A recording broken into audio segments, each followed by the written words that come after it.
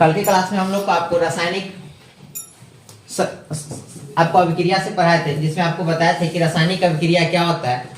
रासायनिक अभिक्रिया जिसमें मैंने आपको बताया था कि वैसी अभिक्रिया जिसमें एक या एक से अधिक पदार्थ मिलकर एक नए पदार्थ का निर्माण करते हैं तो अभिक्रिया आपको रासायनिक अभिक्रिया कहलाता है। जैसे कि आपको अगर रासायनिक अभिक्रिया जिसमें आपको जैसे कि मैंने बताया था, जे अगर देख लिया जाए कि कार्बन और ऑक्सीजन जो मिल करके क्या बनाता है, कार्बन डाइऑक्साइड। तो कार्बन का जो गुण है, क्या कार्बन डाइऑक्साइड के गुण से अलग है कि नहीं है? ऑक्सीजन का जो गुण है क्या कार्बन डाइऑक्साइड के गुण से अलग है कि नहीं है? अलग है। तो सीधा सा कहने का मतलब है कि वैसे अभिक्रिया जिसमें एक या एक से अधिक तत्व मिलकर के एक नए गुण वाले तत्व का निर्माण करते हैं, क्या कहलाते हैं? आपको रासायनिक अभिक्रिया कहलाते हैं। जिसके बाद आपको मैंने बताया था रासायनिक समीकरण मैंने बताया था कि रासायनिक अभिक्रिया के प्रतीकात्मक रूप को हम लोग क्या कहते हैं? रासायनिक समीकरण कहते हैं। उसका रासायनिक समीकरण के प्रकार बताए थे आपको, संतुलित और असंतुलित समीकरण। और आज की क्लास में हम लोग देखेंगे संतुलित समीकरण क्या होता है और संतुलित रासायनिक समीकरण क्या होता है और असंतुलित रासायनिक समीकरण क्या होता है। तो देखिए, संतुलित रासायनिक समीकरण जिसको इंग्लिश में कहते हैं बैलेंस केमिकल इक्वेशन। देखिए, अगर संतुलित से अगर न समझ में आए ना तो बैलेंस से हमें समझ में आ जाता है। जस्ट लाइक आपको याद होगा कि जब हम लोग साइकिल वगैरह चढ़ते रहे होंगे, जब सीखते रहे होंगे, तो हमारे जो बड़े भाई रहे होंगे या पिताजी रहे होंगे या अंकल रहते हैं, जो भी सिखाते रहेंगे, एक बात बोलते होंगे, बैलेंस बनाए रखना, मतलब अपने हैंडल पे कंट्रोल बनाए रखना। यानी कहने का मतलब न ज्यादा हमको इस साइड जाना है न ज्यादा उस साइड जाना है, एक बैलेंस बना करके चलना है हम लोग को। तो एक बैलेंस सबसे में समझ में आता है कि अपने आप को कंट्रोल करना है।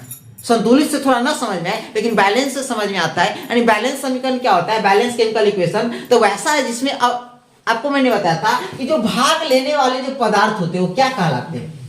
अभिकारक कहलाते हैं।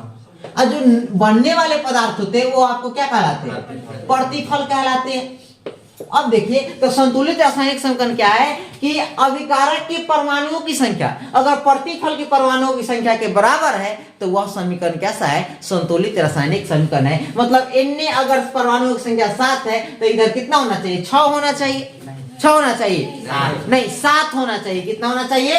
7 होना चाहिए। तब आपको बैलेंस हुआ। अगर 6 हो जाएगा तो फिर क्या हो जाएगा? अनबैलेंस हो जाएगा। क्या हो जाएगा?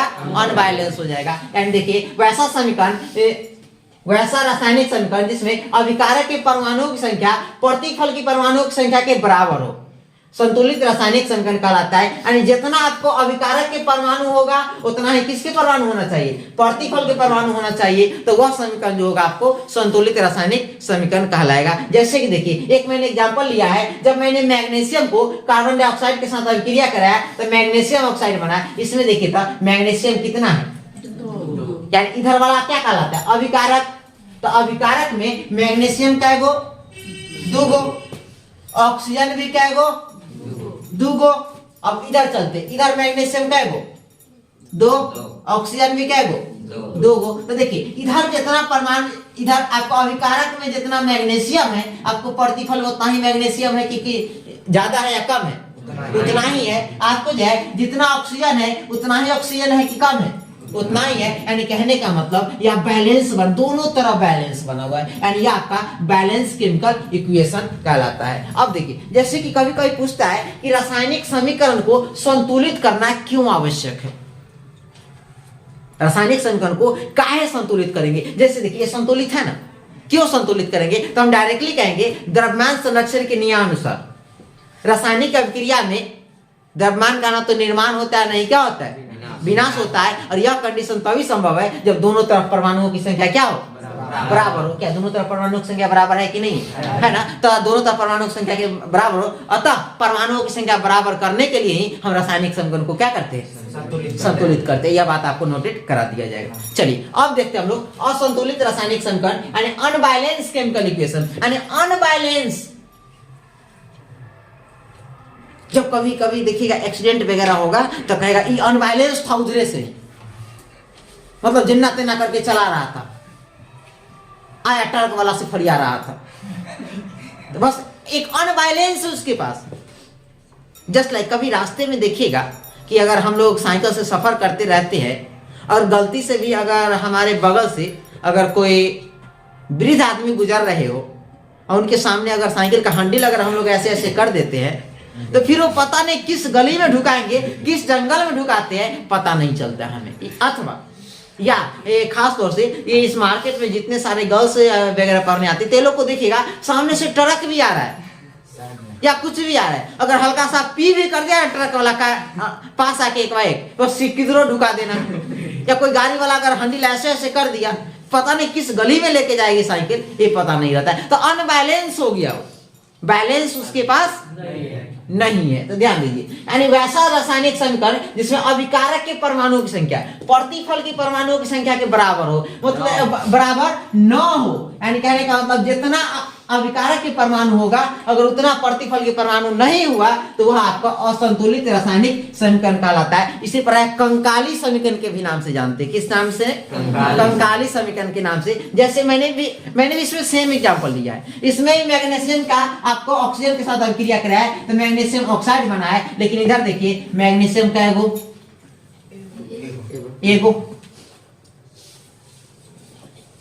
इधर भी मैग्नीशियम का एगो,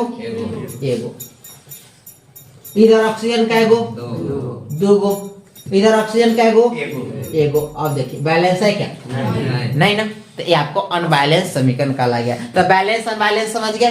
बैलेंस क्या होगा? जिसमें अभिकारक के परमाणु और प्रतिफल के परमाणु के बराबर होगा, बैलेंस कहलाएगा। अब इसके बाद क्या है, इसमें क्या होगा कि अगर प्रतिफल के परमाणु और अगर अभिकारक के परमाणु के बराबर नहीं हुआ तो आपका अनबैलेंस समीकरण कहलाएगा। या तो कोई दिक्कत? अभी मैंने एक क्वेश्चन उठाया था कि रासायनिक समीकरण को संतुलित क्यों किया जाता है, तो आप तीर चिन्ह देकर के लिखेंगे जो मैं लिखाता हूं।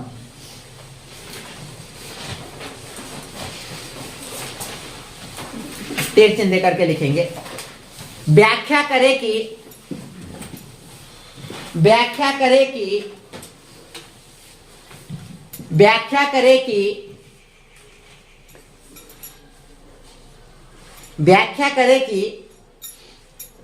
रासायनिक समीकरण को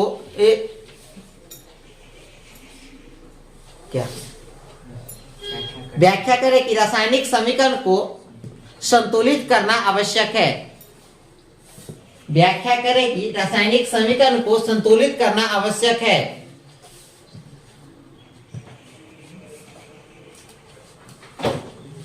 आवश्यक है, फुल स्टॉप। नीचे से इसका आंसर लिखेंगे। द्रव्यमान देख लीजिए, गलत नहीं लिखना है। द्रव्यमान संरक्षण के नियमानुसार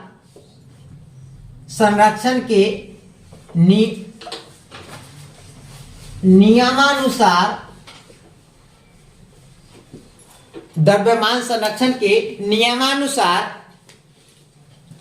नियमानुसार डैश दे देंगे और डबल इनकम हम लिखेंगे। डैश दे करके डबल इनकम उसी लाइन से नीचे क्यों गया जी, डैश दे करके लिखेंगे कि रासायनिक अभिक्रिया में द्रव्यमान संरक्षण के नियमानुसार रासायनिक अभिक्रिया में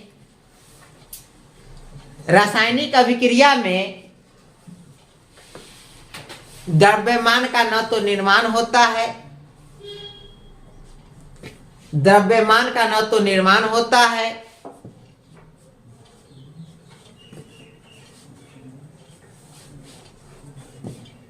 द्रव्यमान का न तो निर्माण होता है और न ही विनाश होता है, और न ही विनाश होता है, और न ही विनाश होता है।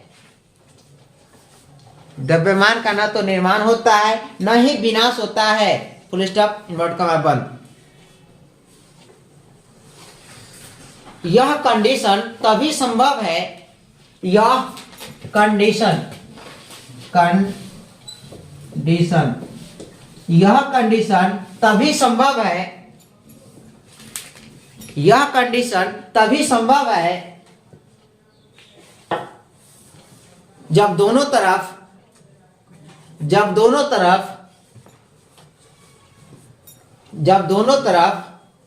परमाणुओं की संख्या बराबर हो, जब दोनों तरफ परमाणुओं की संख्या बराबर हो, जब दोनों तरफ परमाणुओं की संख्या बराबर हो,